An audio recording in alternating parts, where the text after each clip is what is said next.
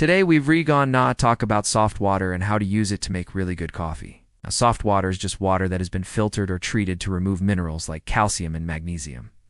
These minerals are called hard water minerals, and they can cause all sorts of problems when you're trying to make good coffee. When water is hard, it doesn't form little mineral deposits in your cup.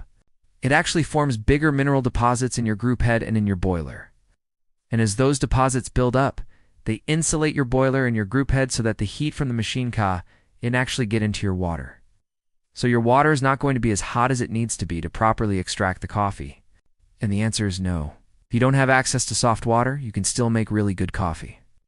By boiling the water, you're going to remove some of those water molecules that have a low boiling point, so that by the time you're left over with the water that you would actually use to brew your coffee, it's going to have a higher concentration of those water molecules that have a higher boiling point.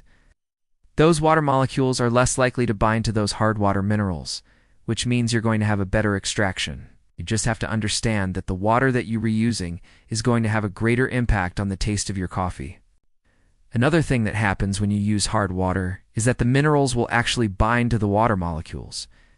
And what this does is it restricts the ability of the water to be able to flow through the coffee bed.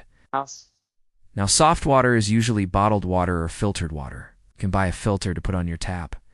So if you're at home and you're using hard water, one thing you can do to kind of counteract that is add a little bit of baking soda to your water. A little goes a long way, like a 1/4 teaspoon to a cup of water. That will raise the pH of the water, and it will help balance out some of those more bitter metallic flavors. You can buy pitchers that filter the water as you pour it. You can even buy things like the Brita filter. Those things are all good ways to get soft water. So instead of having a nice, even extraction, you're going to get channeling. Channeling is when the water takes the path of least resistance, and it goes around the coffee puck instead of actually extracting the coffee. So if you have a choice between hard water and soft water, always choose soft water. Now the question becomes, do you need soft water to make good coffee? If your water is very hard, you're going to notice that your coffee is going to be more bitter and it's going to have more of a metallic taste. Another thing you can do if you're at home is you can actually boil your water before you use it. If you liked this video, please subscribe. And as always, thanks for watching.